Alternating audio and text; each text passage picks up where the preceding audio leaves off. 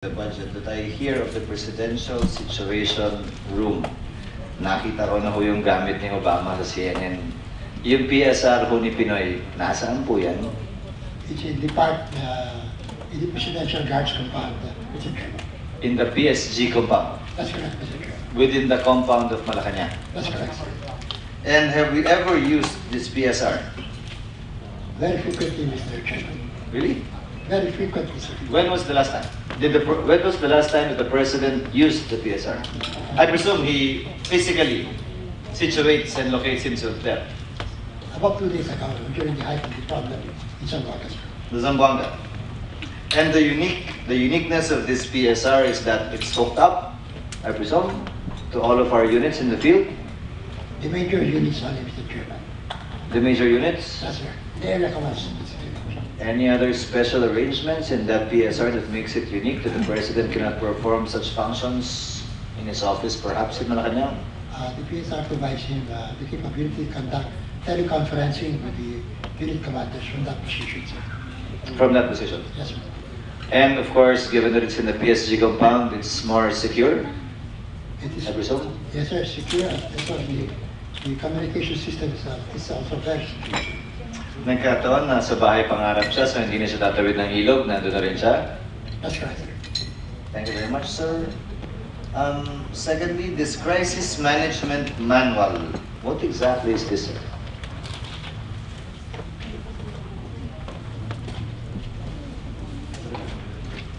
Can you give us a copy of that manual, sir? Yes, sir. Can you give me a copy of these manuals? These are the manuals prepared in the aftermath of the hostage-taking incident in Luneta, and this was our compliance. So before that, wala tayong ganyan? There was not, well, it was not responsive to all the crises that we shared. This one has a broader coverage. I'd be very interested to read that.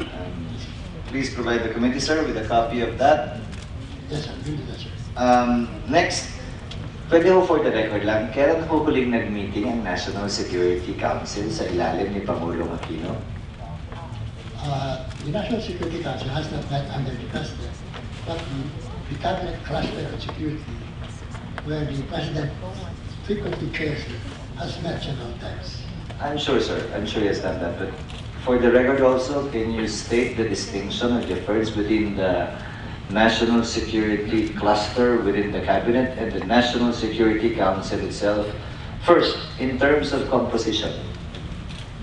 Yes, sir. I will read the membership of the National Security Council. As distinguished from the Cabinet clusters. Yes, sir.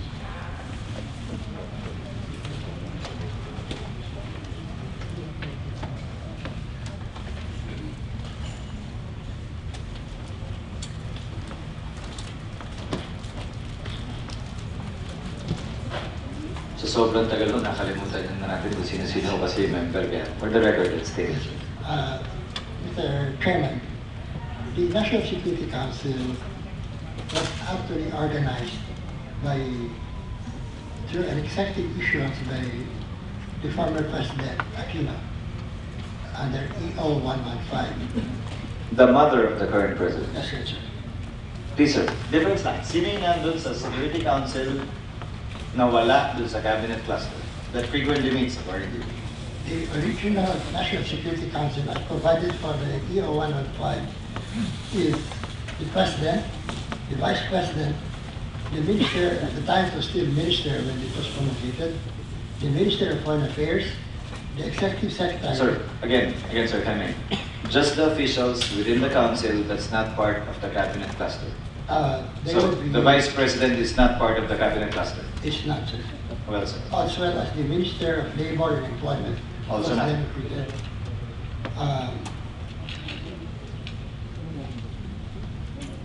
The Chief of Staff of the Armed Forces is a regular member of all of the National Security Council, but is not a member of the Security Cluster. Well, sir.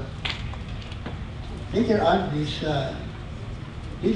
National Security Council membership was expanded under the time of the former President Macapagal Arroyo, and it was expanded to include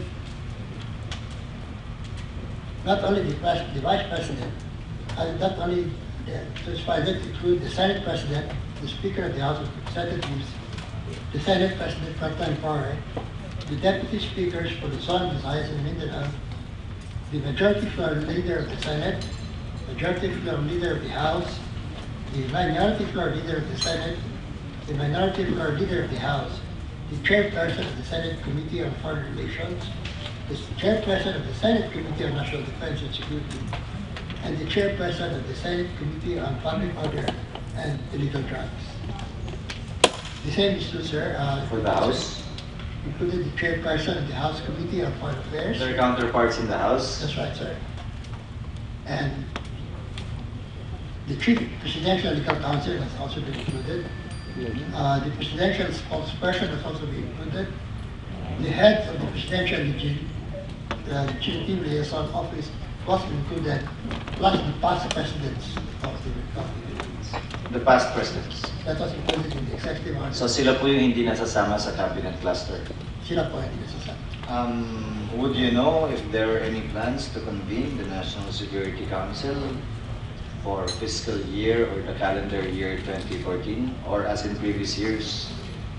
Wala pong plano kasi kung marami na pong beses na gamit yung PSR, presumably there was a national crisis. Insofar as the NSC is concerned, no plans?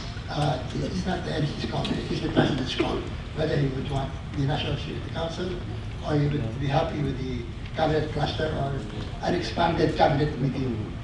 I raised that issue, sir, because your budget presupposes that the NSC has not been convened the past nearly 3 years.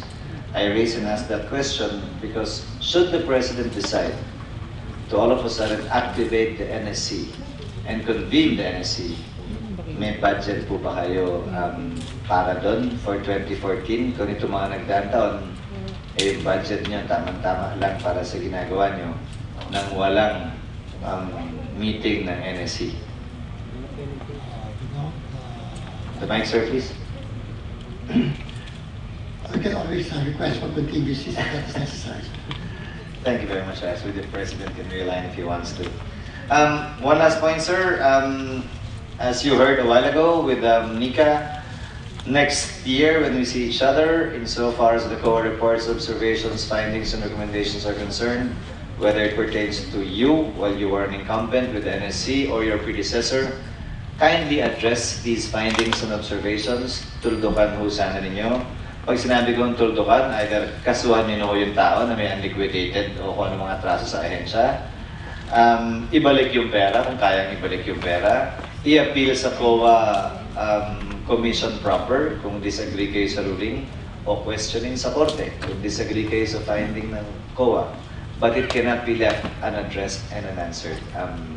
By the time we see each other next year, sir, hopefully you can give us a complete and comprehensive answer and response and address to these findings and recommendations. Not for this year, sir. We do that, sir. Thank you very much, sir. Thank you, sir. Again, there being no objections insofar as the proposed budget of the NSC is concerned, the same is hereby favorably recommended to plenary for its consideration and approval. Thank you very much, sir. Thank you, sir. Maraming salamat po. Ganda hapon po sa inyo lahat.